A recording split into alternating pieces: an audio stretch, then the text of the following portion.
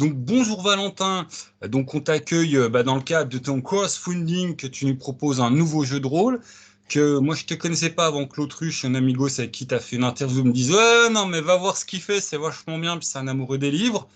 Donc du coup voilà, j'ai suivi l'opinion de mon acolyte, je t'ai invité, t'as fait ouais cool youpi et puis nous voilà, nous sommes samedi après-midi, tu crèves de chaud sous une verrière d'atelier, mais j'ai un petit peu chaud aussi. Et puis on est parti. Voilà, donc Bonjour bonjour Benoît. Valentin. Ouais, bonjour Benoît. Ouais, ouais, il fait chaud. Ouais. Ouais, il fait chaud, là, il y a une grosse verrière, mais on va essayer de. Et puis le ventilo est cassé aussi. Information numéro 2. Mais enfin, voilà, j'ai réussi à faire en sorte que normalement on me voit, on m'entende et que la vidéo se passe bien et que je puisse répondre à toutes tes questions sur justement peut-être Grok et puis toute la démarche derrière la maison nébuleuse et puis cet amour du livre, comme tu l'as si bien dit. Ok. Donc bah déjà, alors on prend dans quel sens? Croc, la maison nébuleuse. Enfin, dans les mots qui m'ont intrigué, parce que ouais, on se connaît pas, puis on s'est en ligne depuis au moins une minute et quelques. Qu'est-ce que tu fous dans un atelier? Du coup, ta maison d'édition, vous êtes plusieurs artistes qui êtes dans un atelier, comme c'est quoi ça?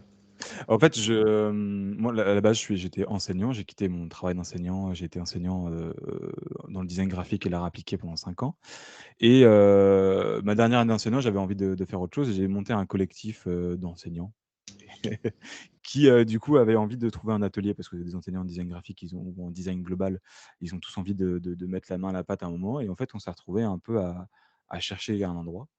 Et on a trouvé un endroit qui s'appelle La Reliure au Havre, qui est 500 m², dans lequel il y a un torréfacteur, un sérigraphe, des micro-éditeurs, des gens qui font du volume, des gens qui font de l'édition, des gens qui font de l'illustration.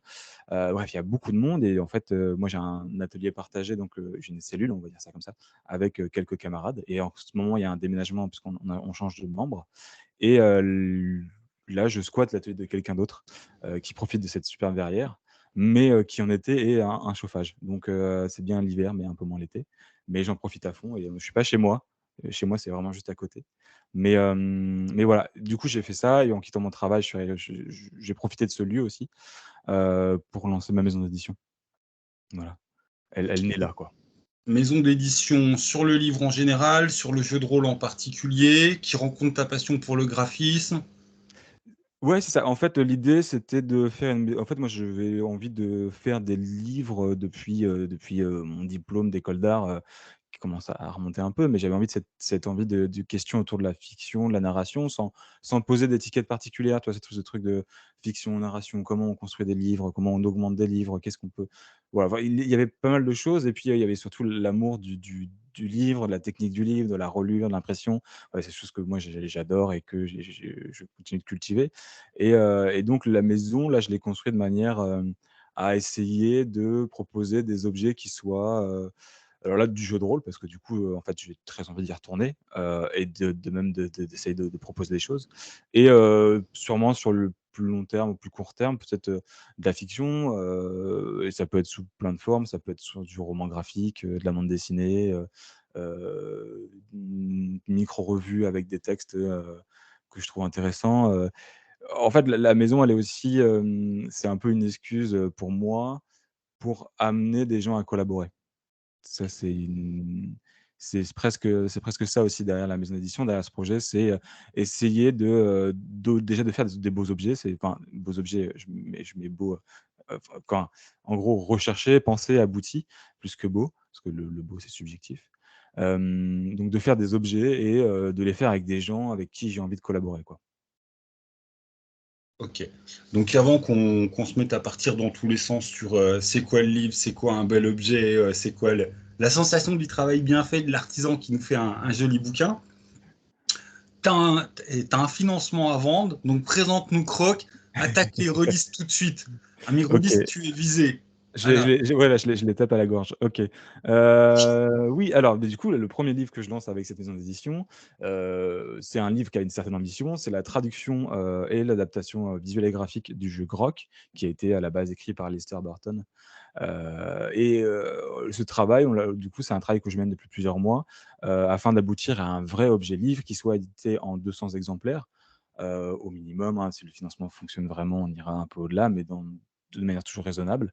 Donc voilà, d'éditer ce livre de manière raisonnée, avec donc un format qui soit assez dense, avec un certain nombre de papiers, une qualité de papier, avec une mise en page, qui soit, aussi, aboutie, pensée, vraiment par du design graphique, avec le travail d'une illustratrice, Léa Bozier, qui me fait un travail magnifique, avec des choix de typographiques qui soient, j'ai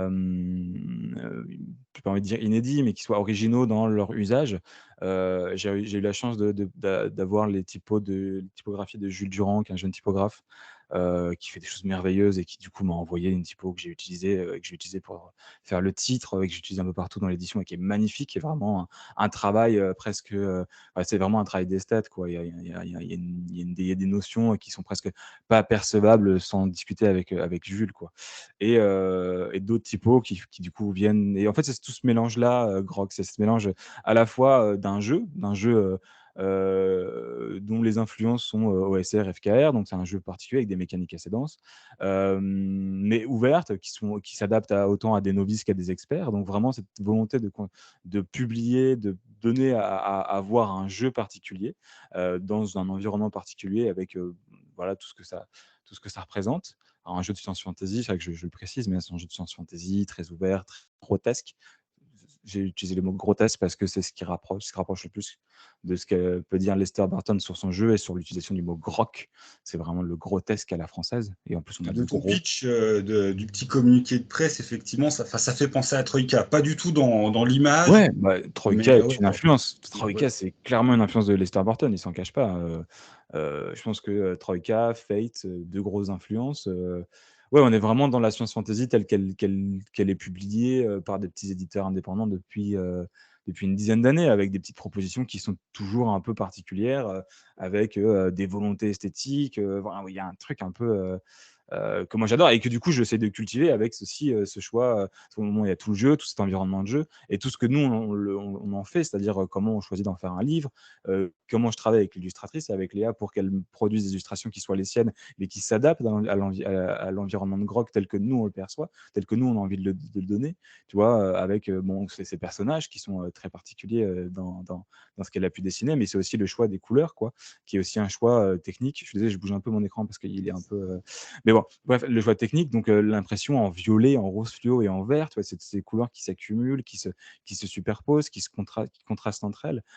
En fait, il y a nous, on essaie de construire, en fait, encore, de mettre une pierre en plus à cet édifice de la science fantasy, dans le jeu de rôle, dans son esthétique, dans plein de choses. On n'est pas là, pour la révolutionner, hein, mais on est là pour mettre une pierre de plus. Je pense que c'est ce qu'on a envie de faire.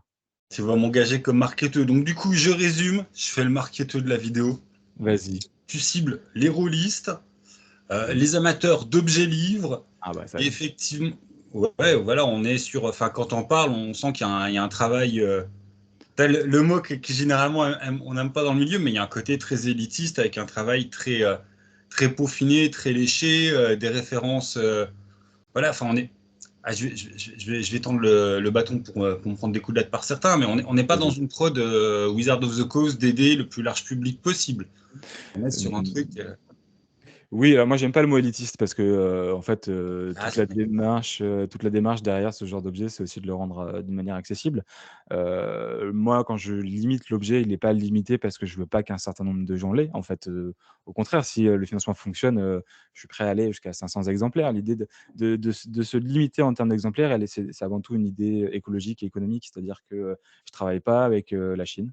Je travaille pas avec des gens qui fabriquent, des livres sans en avoir, enfin, avec des Spécialiste quantités. ira mieux qu'élitiste comme terme.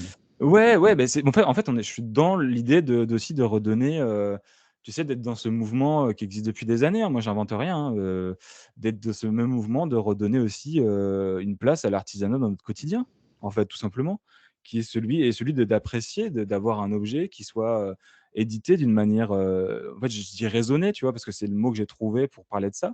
Parce que enfin, je dis pas que j'invente quelque chose, mais c'est très compliqué de n'être ni dans la micro-édition parce que c'est plus, un travail de fanzina ou du do it yourself, donc c'est vraiment un travail particulier. Et pourtant, il y a des mecs qui font de la micro-édition avec des techniques fabuleuses, hein. Mais je suis ni dans la micro-édition, ni dans l'édition de masse, et du coup, je suis dans cette espèce d'entre-deux où en fait je veux produire un objet parce que je veux le produire, mais je veux le produire sans en payer ou en tout cas vendre, le coût, écologique ou économique derrière sa production. C'est et puis, bah, clairement, je me positionne, enfin, c'est un positionnement politique, quoi. Ok, oui, oui, mais Ouais, c'est désolé. pas un livre qui vient de Chine. Pardon? C'est pas un livre qui va venir de Chine. Non, non, non, il vient de Nice. Moi, mes imprimeurs, ils sont à Nice. Voilà, Ok. voilà et on peut leur parler, et on peut boire une bière avec eux ou un café. On peut échanger pendant des mois, leur dire, «Hey, techniquement, j'aimerais faire ça, est-ce que c'est possible?» «Oui, cool. En fait, je reviens sur mon idée, est-ce que je peux faire ça à la place?» «Mais carrément, vas-y» et ça, c'est pas quelque chose que tu as avec, tout le monde. C'est pas quelque chose que tu peux et c'est on rejoint encore la collaboration, tu vois? C'est encore une fois, c'est l'artisanat et la collaboration. C'est être cap on l'objet, il est le résultat de cet objet, tel qu'il est aujourd'hui, c'est pas de mon fait quelque part. C'est moi, je suis juste une impulsion et une envie, tu vois, de produire cet objet-là et je vais me nourrir aussi de tous ces échanges avec tous ces gens, qui du coup me disent: «Ah ouais, mais en fait, c'est trop cool, donc on va faire ça et puis, en fait, on va faire ça aussi et puis ça, c'est si c'est possible, on pourrait le faire». Mais ouais, mais moi, je suis chaud pour ça, en fait. Allez, on change. Je vais te donner un exemple tout bête. Le choix des couleurs, le violet, le rose fluo et le vert, c'est un échange avec Léa. Au début, moi, je lui ai dit: «Écoute, on peut partir sur du 3 couleurs, moi, ça me convient bien, on fait ça». Elle est d'accord. On discute et puis on part sur noir, rose fluo et vert. Parce que c'est plus convenu de faire des livres en noir. Bref, on se prend pas la tête, on se dit: «On fait ça» et à un moment, je fais des tests de couleurs et je l'appelle et je dis: «Écoute Léa, je fais des tests de couleurs, je trouve que le violet, c'est quand même, ça envoie quoi, il y a un truc et je suis sûr que tu vas kiffer» et elle me rappelle, elle me fait: «OK, on va sur du violet». Et voilà et ça, ce truc-là, il aurait pas existé sans Léa. Tu vois? C'est Léa qui m'a parce que j'ai regardé son travail, je m'intéresse depuis quelque temps à ce qu'elle fait et je me suis dit: «Mais en fait, on va enlever le noir». Le noir, il est presque pas utile parce qu'en plus, avec la technique qu'on utilise, bon, bah, il est c'est pas le meilleur noir qu'on peut trouver sur la planète. Alors que dès que tu utilises de la couleur avec de la rissographie, c'est tout de suite différent et du coup, elle a kiffé, quoi. Enfin, on est parti là-dessus et en fait, voilà, tous ces petits trucs-là, tous ces petits détails que, effectivement, il faut chercher un peu quand tu as le livre dans les mains, ils viennent de ces collaborations et cette envie de faire un objet qui soit abouti. Ok. Et pour le MJ de base, comment tu essaierais de présenter le jeu? Parce qu'elle tourne tout de suite partie dans les trucs d'éditeur Ouais, ouais, pointilleux, ouais, ouais, chouette désolé. couleur, machin. Ouais, c'est vrai que bah, du coup, moi, je suis rôliste et maître du jeu, mais en fait, je suis avant tout un amoureux du livre, donc si tu me parles de livre, je vais te parler de livre, quoi. Même si tu parles de jeu de rôle, je vais te parler de livre. Mais ouais, pour le MJ, du coin, bah, écoute, moi, je le masterise et en fait, c'est un jeu qui est hyper accessible. Moi, j'adore je suis tombé amoureux de ce jeu, déjà quand je l'ai vu sur Kickstarter, quand j'ai vu son financement, je suis tombé amoureux. Je fais: «Ah, il y a un truc qui existe», le choix aussi, bah, l'illustrateur, hein, Mathias Biro. Il y avait un truc qui existait déjà dans l'environnement et dans la présentation. Je me suis dit: «Je vais l'acheter» et après j'ai lu le jeu et j'ai fait: «Waouh, mais en fait, il est trop bien, il y a un truc, il se passe quelque chose». Il se passe quelque chose, où je me suis dit: «Mais en fait, je peux le jouer avec tout le monde». Je peux le jouer avec tout le monde et je peux le jouer avec n'importe quoi. C'est-à-dire que, si j'ai envie de pas prendre l'environnement et l'univers de jeu que propose, Lester dans son jeu, je peux faire ça sur la Première Guerre mondiale et je l'ai fait.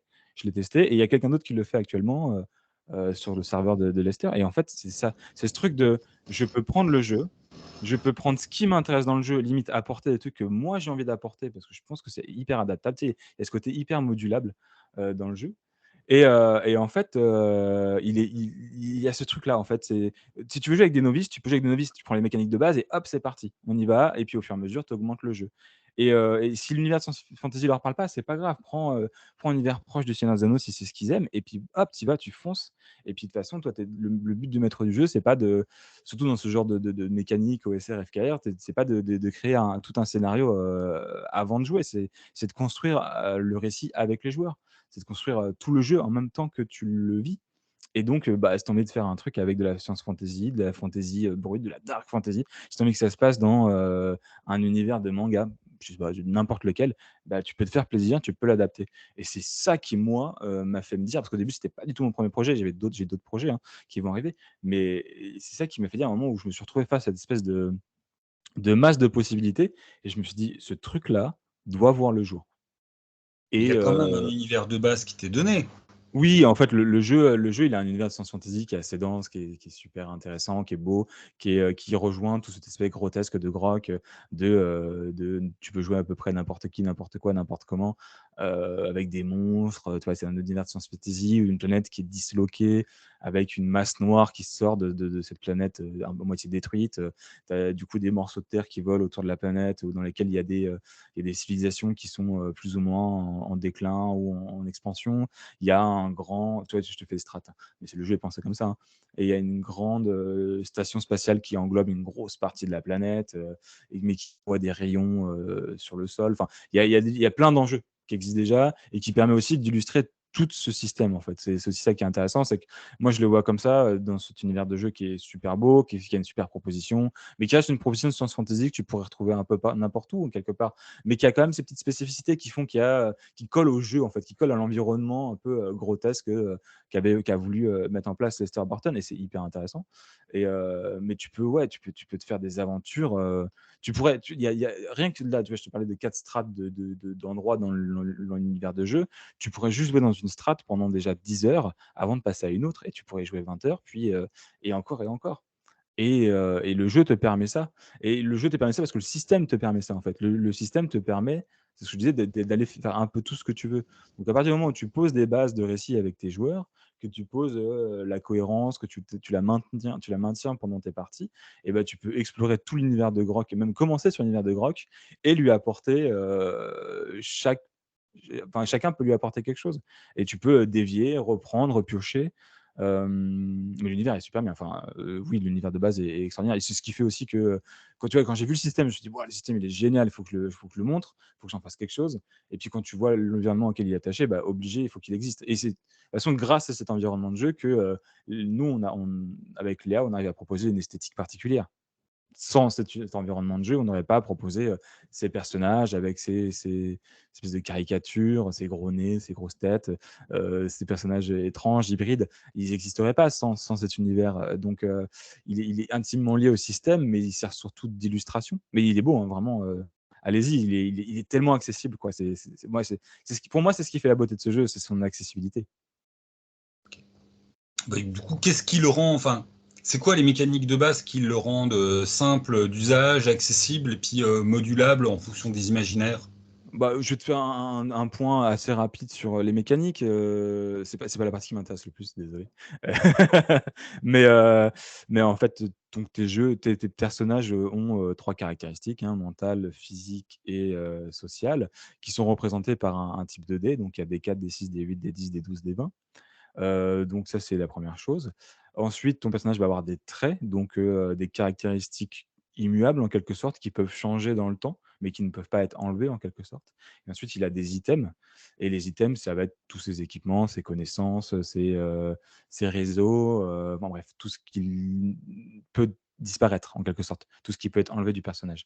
Donc il y a ces 3 grands trucs, hein, les caractéristiques, les traits et les items. Et en fait, quand tu vas être face à une action, donc une action, un mouvement, enfin, quelque chose qui va faire que le monde autour de toi va changer. Voilà, dès que tu vas faire quelque chose dont les conséquences sont aussi, enfin voilà, tu ne connais pas les conséquences de ton action, et bah, tu vas devoir faire un jet d'action, et ce jet d'action, en fait, il est traduit donc par ce dé que tu as dans ta caractéristique.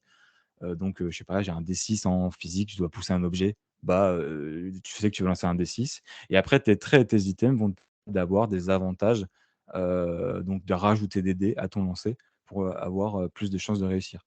Puisqu'après tu vas prendre le résultat le plus favorable par rapport à une grille, de résultats qui dit, «Non, tu n'as pas réussi», «Oui, tu as réussi, mais tu as une conséquence», et «Oui, tu as réussi». Hyper simple.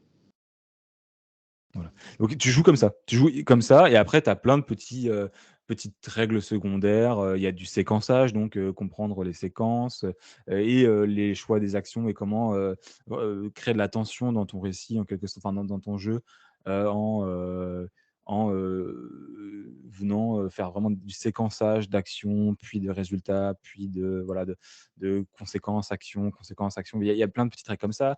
L'idée, tu vois, il y a la mécanique de l'effort où, si tu veux, avoir plus de chances de réussir, bah, tu vas sacrifier, un item, pour lancer un dé supplémentaire que tu vas ajouter à l'autre pour augmenter les résultats, et tu vas perdre l'item que tu as sacrifié dans une espèce de logique narrative.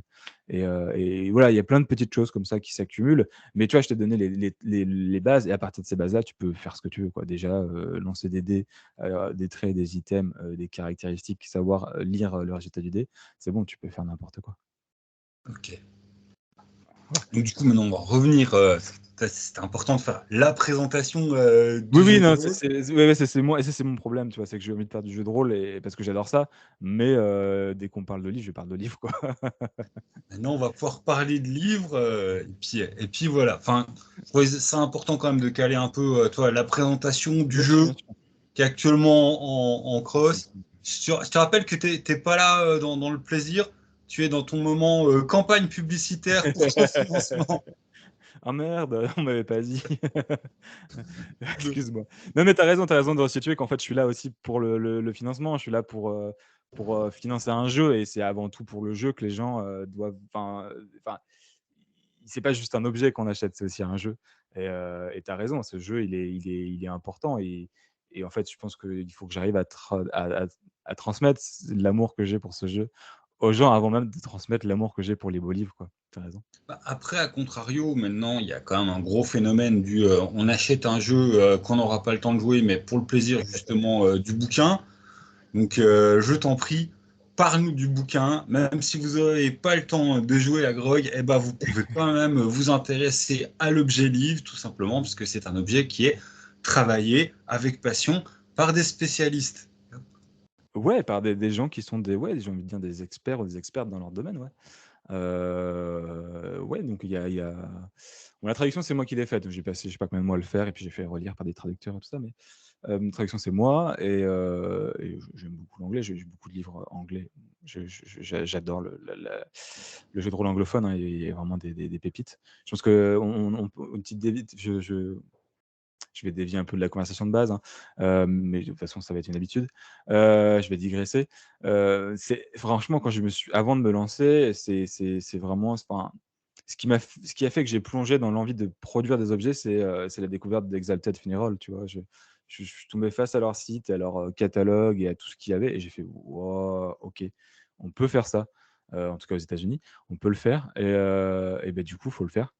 Et c'est pour ça que je me suis lancé. Donc c'est pour ça que j'ai aussi appel à des gens qui sont, ouais, des pointures, enfin en tout cas des qui sont passionnés par ce qu'ils font. Et ça c'est hyper important d'avoir des gros passionnés qui adorent ce qu'ils font et qui questionnent aussi leur pratique. C'est pas juste des gens qui sont dans une pratique et puis la répètent d'une manière, parce que ça fonctionne, donc ils vont répéter la chose. Non, moi Léa, je l'ai embêtée, hein, je lui ai dit: «Oui, ça marche, mais non, on va faire autrement».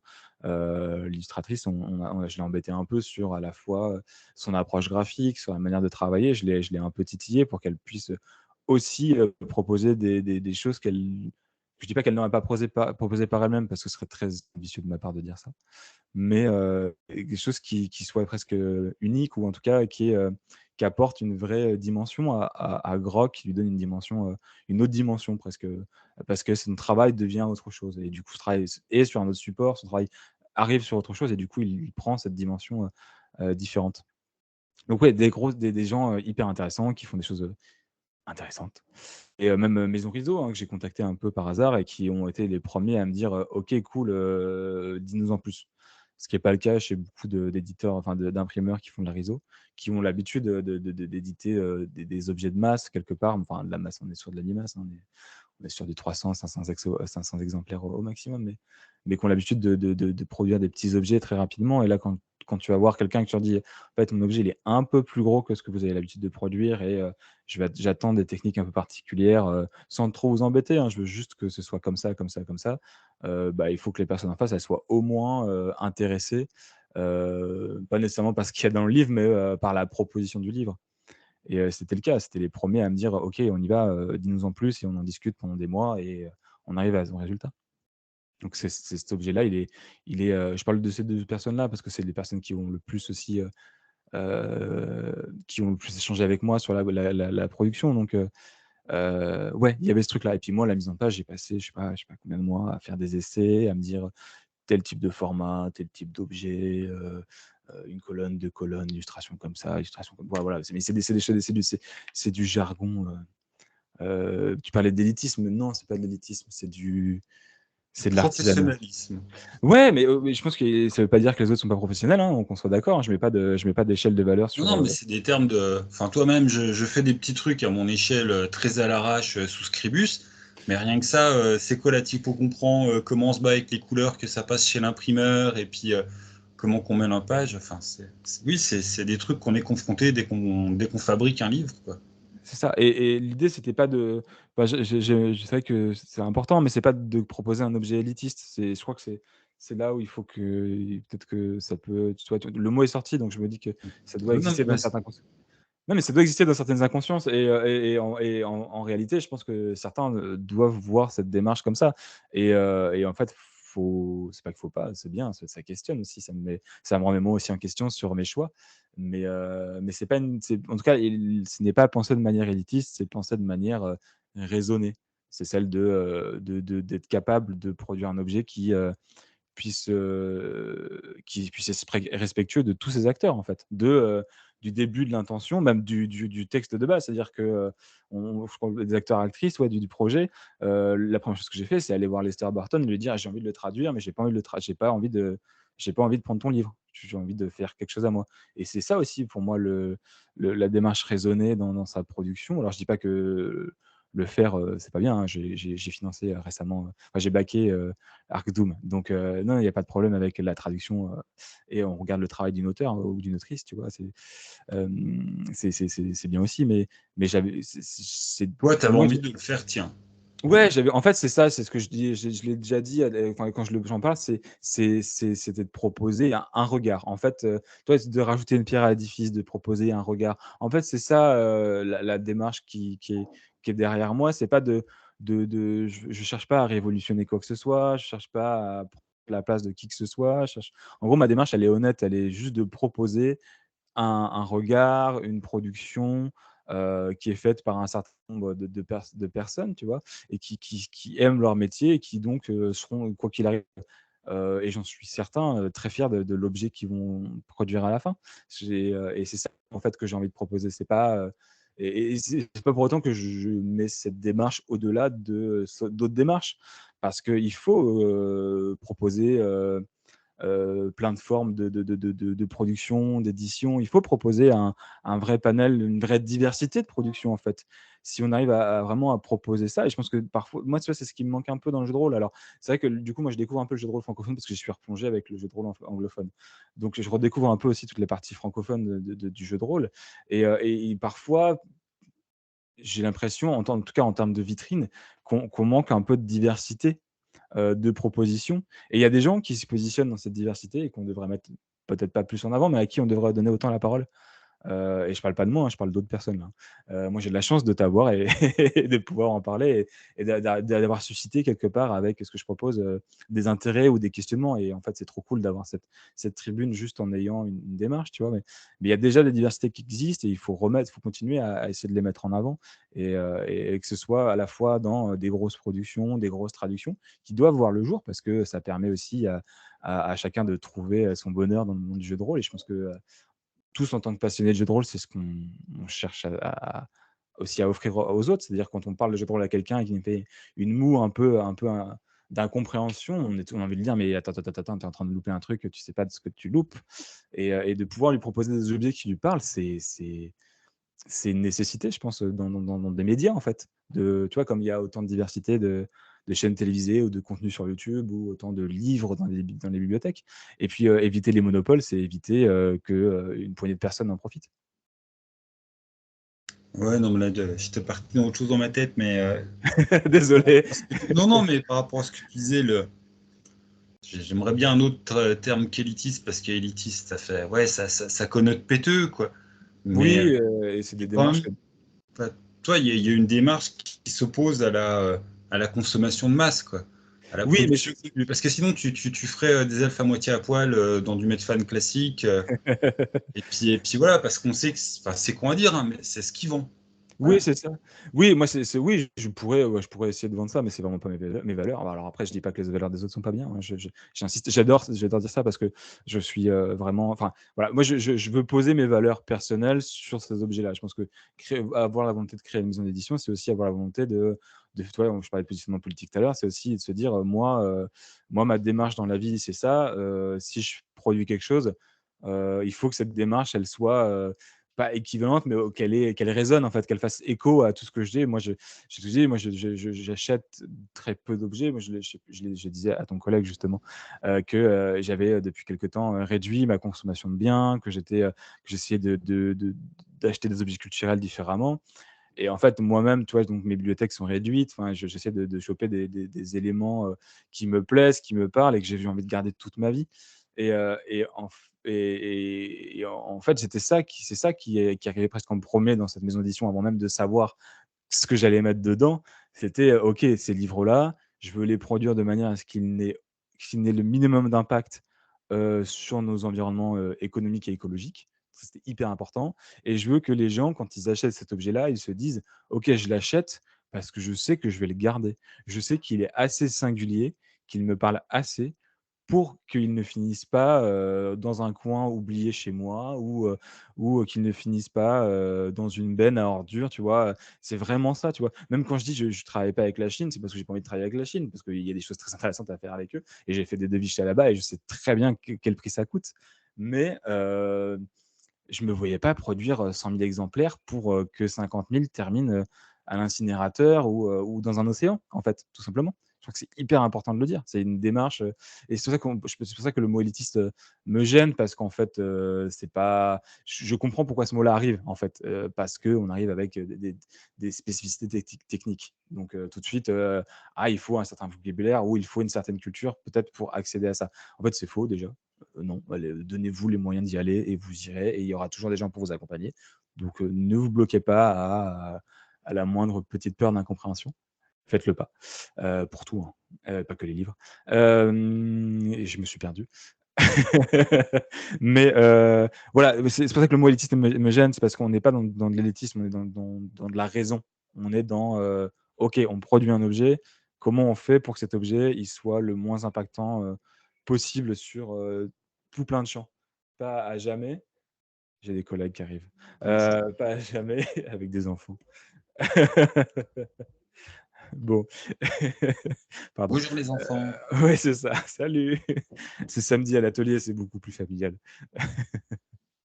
Voilà. Donc non, pas élitiste, mais raisonné. C'est dans cette espèce de raison et je le mets pas en opposition. Encore une fois, j'insiste, c'est pas que je veux pas me faire d'ennemis, hein, c'est pas ma volonté, mais je le mets pas en opposition avec aucune démarche, je le mets dans une démarche Mais complémentaire. c'est en ça que tu pourrais être, comment dire, si tu mettais en opposition avec une démarche, qu'on pourrait te mettre, à mon sens, l'étiquette élitiste, au sens, voilà, moi je fais un truc particulier qui est mieux que la masse et la merde. Alors, non, mais toi, je trouve que c'est l'aspect négatif du terme élitiste, et puis Oui, c'est ça. c'est pas un terme qui me hérisse le poil, au sens où effectivement, enfin, j'ai une perception du mot élitiste, pas, voilà, c'est pas parce que tu fais un truc de particulier et de spécialisé que tu en es à mépriser le reste. Toi, tout à l'heure, je lynchais sur les jeux Medfan à Elf. Enfin, moi, je prépare un jeu Medfan à Elf parce que j'aime bien ça, puis c'est à ça que je jouais quand j'avais 12 ans. Enfin, toi, je veux pas être Ouais, méprisant bah, pour ça. oh, tu joues un truc Medfan à Elf, t'es un con. Moi, je joue des trucs Medfan à Elf, mais il n'y a pas que ça. Voilà, et Attends, c'est c'est ça. vrai que des fois, quand on produit, bah, on aime bien aussi produire autre chose ou produire avec un angle de vue différent.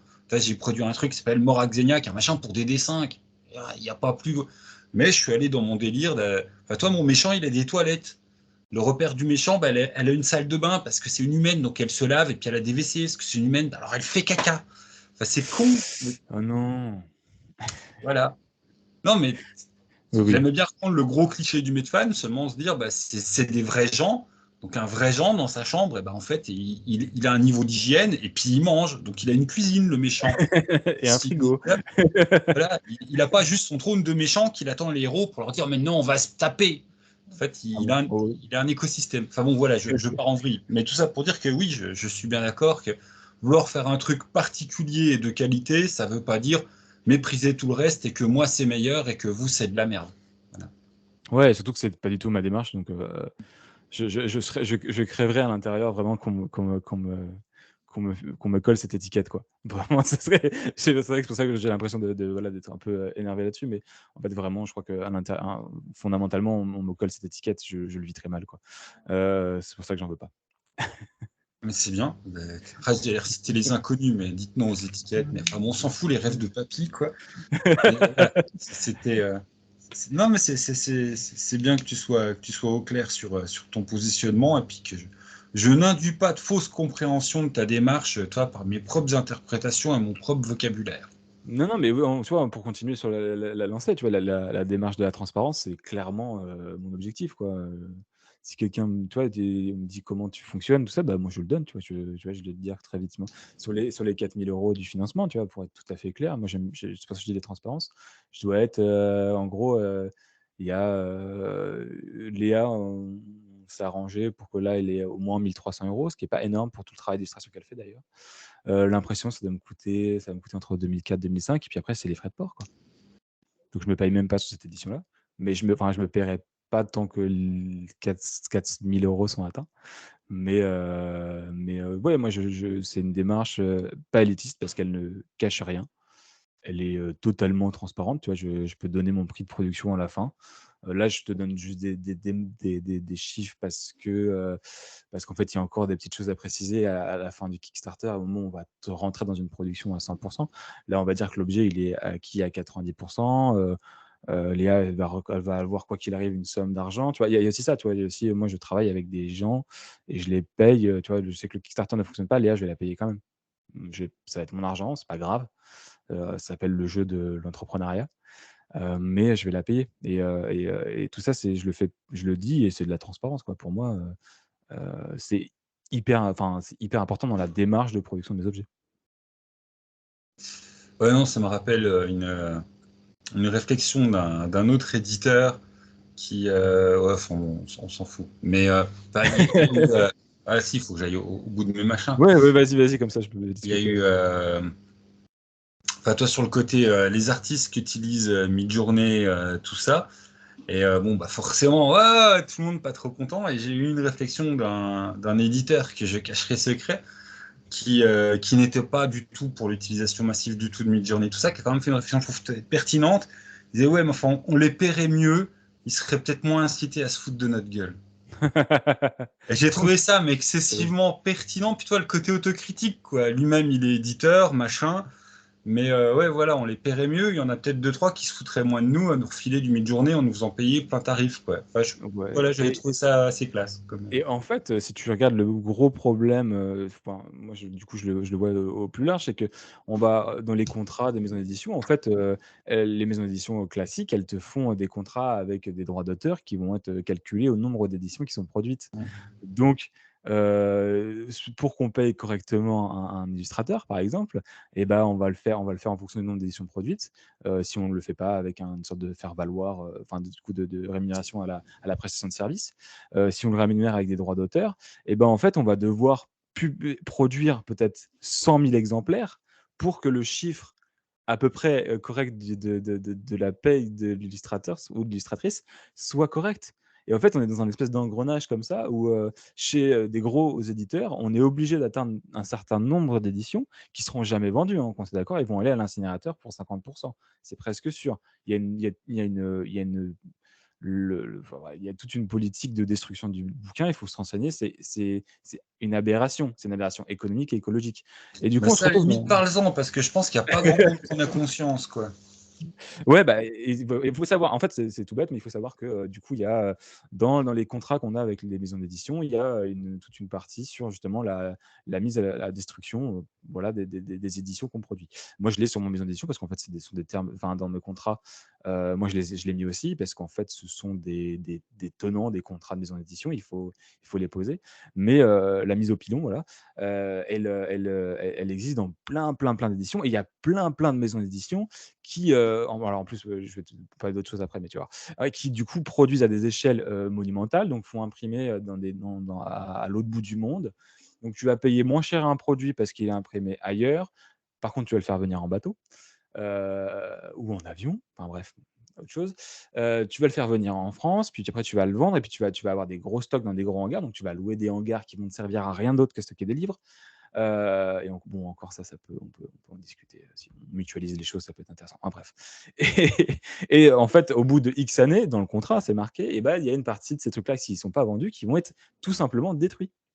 Voilà. Et il y a une partie qui est, il y a des maisons d'édition qui remettent ces livres dans des endroits où ils peuvent être recyclés, donc on va refaire des pâtes à papier et tout ça avec. Et ça, c'est cool. Mais on aura quand même, avant de retrouver de la pâte à papier, on aura fabriqué du papier, imprimé du papier, on aura fait un livre avec, on l'aura fait voyager sur toute la planète, et on l'aura détruit pour refaire du papier. Voilà, aberration. Et une autre partie qui va être tout simplement là pour nourrir nos incinérateurs pour qu'on ait de l'électricité. Et, et c'est pas possible. C'est pas possible de continuer comme ça.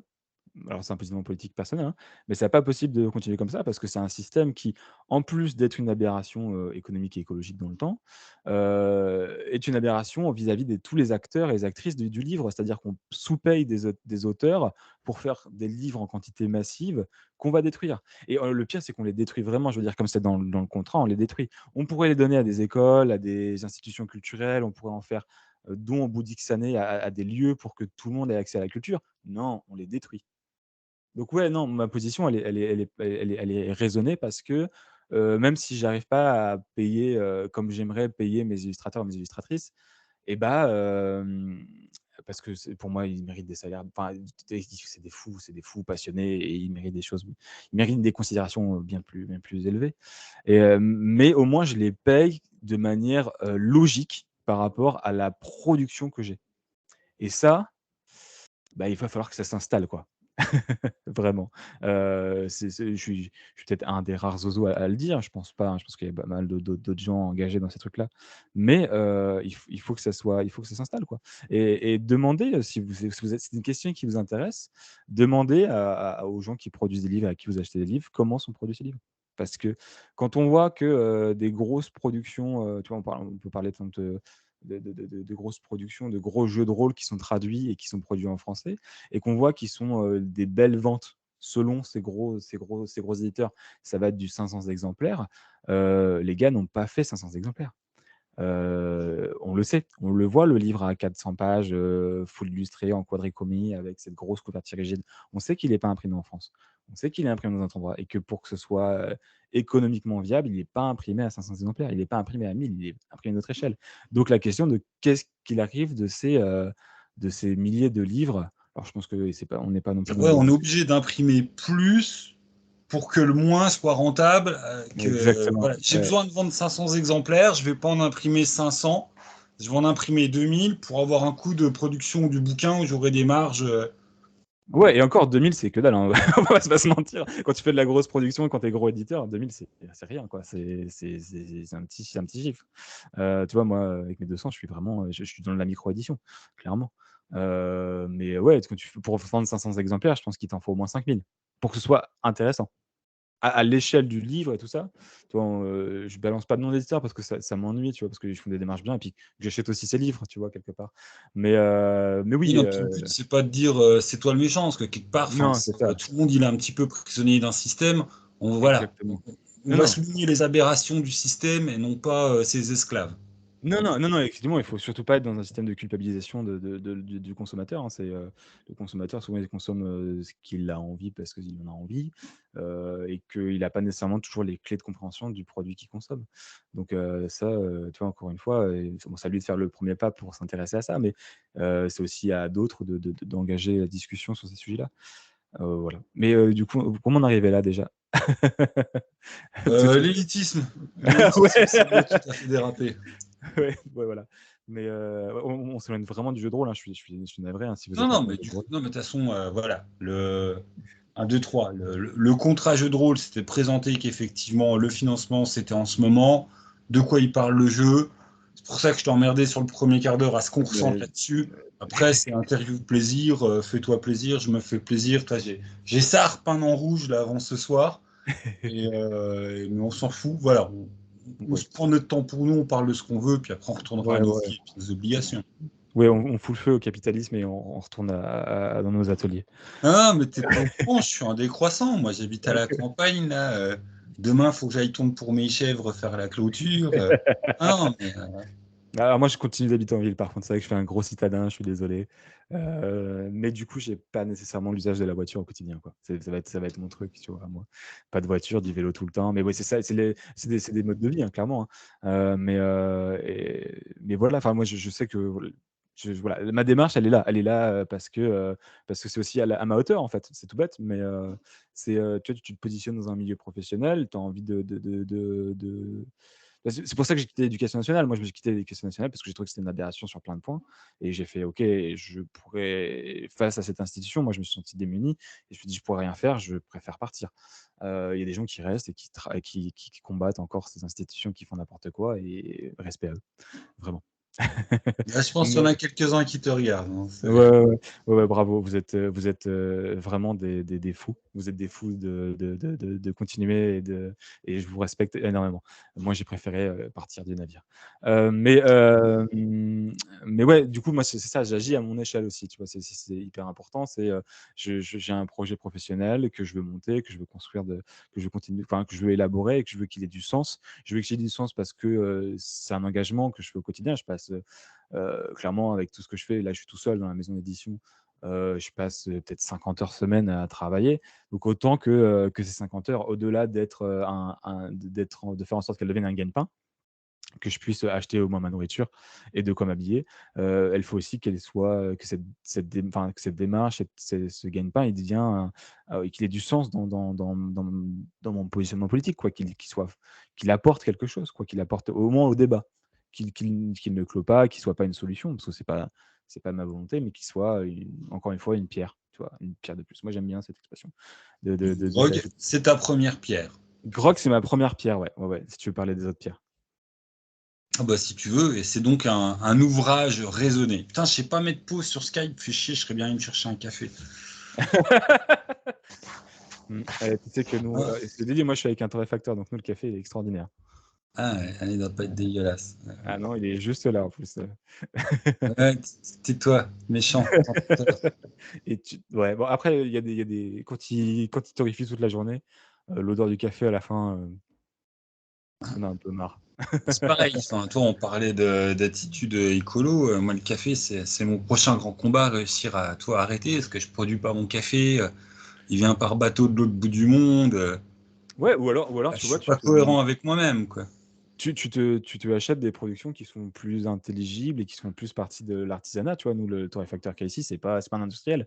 C'est un gars qui connaît ses producteurs. Donc, c'est un gars qui voyage, qui va voir ses producteurs, qui achète. On digresse, mais c'est génial.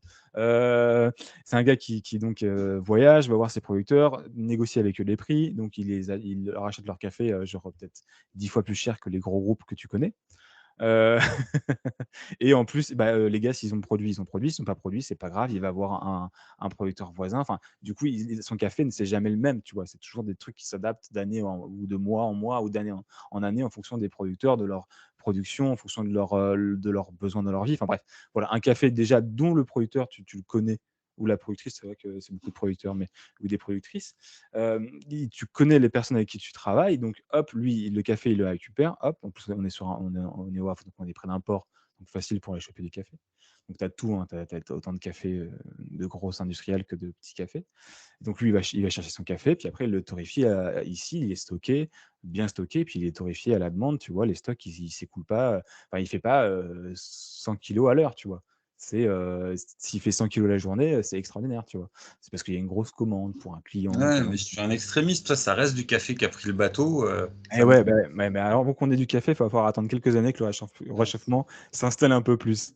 Même si j'ai appris du coup que le café, en fait, il n'aimait pas tant que ça la chaleur. Il aime beaucoup au début de sa pousse, mais il aime beaucoup moins après.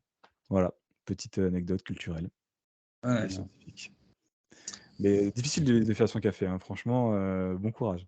Ah ouais, non, non, bah, après, je sais pas le temps que ça prendra, mais enfin, voilà. Là, puis qu'on arrête. Puis après, sinon, je vais repartir sur des anecdotes Guatemala. Le début de la chaîne, il y avait des vidéos faites au Guatemala, parce que bah, justement, quand j'étais à l'éducation nationale, et je suis un ancien du truc. Et ouais, enfin, je vais rencontrer des producteurs de café là-bas, c'était intéressant, quoi. Mais voilà, le CAF, il prend quand même le bateau. Après, si t'en es vraiment à être absolument extrémiste, à vouloir, bah, Je bois plus de tu vis café. juste de ton jardin. Enfin, c'est difficile de s'extraire complètement de notre monde. Après, c'est ça, faut être raisonné puis avoir conscience de à quoi tu te rattaches comme Ouais, système de production mondiale, pardon. ouais, non, mais au-delà de ça, tu vois, c'est tout bête, mais tu vois, le café, du coup, moi, je le consomme aussi différemment. C'est-à-dire que, bon, déjà, comme tu es avec un torréfacteur, si tu as envie de consommer des cafés de manière différente, tu as toutes les machines pour. Donc, ça, c'est trop cool. Mais au-delà de ça, du coup, ton café, tu le consommes différemment et pas dans les mêmes quantités. Parce que du coup, c'est pas du café machine, à moitié dégueu et noir, qui te file, un micro shot de caféine, donc tu penses que tu as besoin alors qu'en fait, il y a d'autres façons de choper de la caféine avec le café. Enfin bref, tu plus dans une consommation à la machine, tu une consommation auprès du producteur. Alors nous vraiment, enfin, auprès du torréfacteur, nous il est à côté. Mais, tu es vraiment dans un autre type de schéma, donc et puis c'est aussi pour ça que moi je suis là, tu vois? Je me retrouve dans celui-là parce qu'en fait, en fait, croisement de valeurs, quoi. On est tous ici dans des valeurs similaires. Ouais, ouais, non, mais on part en couille avec le café. Quelque part, enfin, ouais, N'arrêtez c'est pas la vidéo sur un autre maintenant. sujet, à une autre échelle, un de tes soucis par rapport à la production de tes livres. Ouais, c'est ça. Ouais, oui, c'est ça. En fait, on parle du café, mais on parlait de livres à la base et on pourrait parler de tellement d'autres produits de consommation courante. Ouais, voilà. Mais on va retourner au jeu de rôle. On va reparler, allez, on parle jeu de rôle. Ouais, bah du coup, attends, on va finir sur les questions d'habitude d'ouverture classique, le jeu de rôle, comment t'es tombé dedans, quel est Ah ton ouais. parcours, c'est quoi tes chouchous. C'est vrai. Allez, on retourne dans le jeu de rôle. C'est vrai. On a fait une grande partie. Oui, alors moi, du coup, je suis tombé dans le jeu de rôle avec le Donjon de Nullbuck parce que tu vois, j'ai la trentaine. Et en fait, Sale ouais, jeune. ouais, j'ai la trentaine et en fait, moi, le Donjon de Nullbuck, c'est comme ça que je suis tombé dedans. En fait, un jour, je vais chez des potes et puis il me dit: «Ouais, écoute le dernier truc en MP3» et puis en fait, on se retrouve à enchaîner je sais pas combien d'épisodes de Donjon de Nullbuck, mort de rire et à un moment, je dis: «Mais en fait, c'est quoi le jeu de rôle?» Et là, on s'achète les 3 premiers livres. Moi, c'est la V3.5 de Donjons de Dragons. Tu sais, le livre tu le bestiaire, tu as le livre du jeu et puis tu as le livre le guide du maître, quelque chose comme Guide ça, du ouais, c'est ça. maître. Ouais, c'est ça. Donc tu as les 3 premiers livres que je ponce, mais tout mon collège et mon adolescence et je suis sûr qu'on comprend pas la moitié des règles et qu'on invente la moitié d'autres règles de mémoire, tu vois? Et qu'on joue n'importe comment parce qu'on a écouté Donjons de Nalbuck, donc c'est sûr qu'on joue n'importe comment. Et du coup, moi, c'est tout ça pendant mon adolescence. Puis après, étudiant, j'ai plutôt fait du forum RP, parce que du coup, j'étais plus éloigné et je voulais quand même continuer à jouer mais je suis très attaché à l'environnement de la table. C'est un truc qui me fait kiffer d'être avec mes potes, à table, et de jeter des dés, de boire des bières ou du vin ou quoi que ce soit et puis de se dire: «On joue», en même temps qu'on discute et qu'on vit en fait, on vit en fait en jouant du jeu de rôle. C'était le truc qui était génial quand j'étais au collège, au lycée, qui est génial maintenant aussi parce qu'on vieillit, mais je suis toujours un sale jeune. Hem Et donc je fais du forum RP, j'ai beaucoup joué étrangement à Vampire la Mascarade alors que j'avais jamais tenté ces univers-là, mais je me suis retrouvé dedans un peu par hasard et j'ai vraiment apprécié. Et après de petites expérimentations à droite à gauche avec, plus, peut-être des choses moins mécaniques, mais avec plus des environnements de jeu liés à des univers de fiction, hyper populaires. Après quand je suis arrivé, un peu plus tard, dans tout ce qui est des masters, tout ça, j'ai plus tellement joué parce que j'ai fait de la musique, parce que j'ai fait d'autres choses et que, du coup, le jeu de rôle était, devenu une passion, secondaire, tu vois? Je regardais des actualités, mais, comme je me contentais à certaines actualités francophones, en plus, tu avais la version 4.0 de Donjons& et Dragons qui a pas hyper bien marché de mémoire, enfin qui a eu un écueil, un peu particulier. Donc je me souviens un peu de tous ces trucs-là, de ces magazines qui allaient et venaient, tu vois? Tu vois, moi en parallèle, je suis un joueur de Magic et je me souviens aussi que c'était une période où Magic était, plus au bas un peu bas, tu vois? Et après je suis retombé dedans, il y a pas si longtemps, tu vois? Ça va faire 3 4 ans et en fait, ouais, c'est Morgporg qui m'a, complètement, flingué le cerveau, tu vois? J'étais tranquillement en train de errer sur internet comme je fais souvent, quand je regarde, quand je cherche, tu vois? Quand je prospecte, que je regarde ce qui se fait et tout et je tombe sur, donc je retombe sur les actualités de jeux de rôle, des systèmes, des trucs anglophones que je connaissais pas nécessairement et là, je me prends la claque visuelle de Morgporg. Clairement, c'est une grosse claque. En tant que designer graphique, tu fais: «OK, les gars, ils ont osé faire ça» et après tu Ça, cherches. bon, Mmh? Non, mais tu prêches un converti. Hein. Ouais, et en fait, je prends ça dans la tronche et puis je me dis: «Wow, c'est génial, qu'est-ce qui se passe?» et je creuse, je creuse, je creuse, je creuse, je creuse et je passe une nuit, en fait, à creuser. Tu vois, c'est l'histoire, c'est ça, c'est je suis dans mon lit, prêt à me coucher et je tombe sur ce truc-là et je fais: «Oh, la vie va changer» et je creuse toute la nuit jusqu'à 7 heures du mat, sans tu sais, comme un espèce d'obsédé d'un coup, qui du coup va chercher, et qui tombe aussi sur Exalted Funeral, tu vois? Et je tombe sur tout ça et je fais: «OK, d'accord, ça existe, ça c'est possible, OK, je me lance». Enfin, je trouve la moyen de me lancer. Donc je l'ai fait. Donc voilà et du coup, bah, actuellement, du coup, depuis que je travaille, beaucoup du jeu de rôle et que je prospecte, bah, je joue beaucoup moins aux jeux de rôle, étrangement. Je pense que c'est normal, hein. Mais j'ai beaucoup joué, j'avais fait un hack de Laser and Feelings qui est sympa et je l'ai beaucoup testé avec beaucoup de gens pour voir si ça prenait un peu dans le réseau local et du coup, j'ai beaucoup masterisé de hacks de Laser and Feelings et tout ça pour aussi amener des novices dans le jeu de rôle et donc récemment, je peux dire que Laser and Feelings ou tous les hacks autour de ça, m'ont fait des soirées extraordinaires. Vraiment, une bouteille de vin rouge, oups, une bouteille de vin rouge, des potes et puis on y va 4 heures, ambiance musicale, tout ça et c'est tu vois, j'ai invité plein de gens, plein de novices et tout ça et puis même, tu vois, maintenant j'ai aussi plus à cœur, là, j'ai invité aussi beaucoup de femmes, qui étrangement sont enfin tu sais, je me suis dit: «Putain, en fait, je fais du rôle qu'avec des mecs et tout» et en fait et à un moment, je fais des tables de femmes et je trouve ça génial d'avoir, un autre regard et en fait, depuis, je m'intéresse aussi beaucoup plus à des mouvements, inclusifs, féministes dans le jeu de rôle et qui font des trucs aussi extraordinaires. Tu vois, je parlais de diversité, il faut que ces gens-là, ils existent, hein. Il y a déjà des conventions, il y a déjà des stands, des lieux et tout, mais ils ont des propositions complètement folles, ces gens-là. Il faut les écouter et arrêtez tout et allez les voir, s'il vous plaît. Ils font des trucs aussi dingues et avec parfois des intentions aussi de micro-édition ou d'édition raisonnée. Tu vois, c'est des gens qui sont, de toute façon, je dis des gens, ça fait tout de suite, mais et elles sont extraordinaires quoi, dans leur démarche, dans leur manière même de voir du jeu de rôle. Tu vois, moi, j'ai travaillé sur un jeu de rôle récemment et en fait, parce que du coup, j'ai plein de jeux en cours et en fait, j'ai complètement abandonné l'idée de l'échec en fait. Après une discussion, tu vois, où je me suis dit: «Mais en fait, l'échec, c'est pas nécessaire dans un jeu». Du coup, comment on construit sans l'échec dans un jeu? Et c'est hyper intéressant, tu vois? J'ai complètement retourné mon cerveau avec ça. Bref, allez les voir. Le travail de Julien Ferresson sur Explorateur de Bruine, un jeu sans Ouais, échec, par exemple, ouais, qui est, ouais, ouais.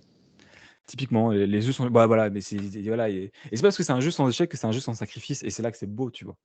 C'est là que ça devient tout de suite hyper intéressant parce que la dimension du jeu, la dimension de la gestion des émotions dans le jeu, la dimension de tout l'impact que la narration et le jeu peut avoir sur le groupe de personnes qui le vit, ça prend tout de suite des dimensions qui sont bien plus intéressantes le que prix de la moi je réussite, quoi.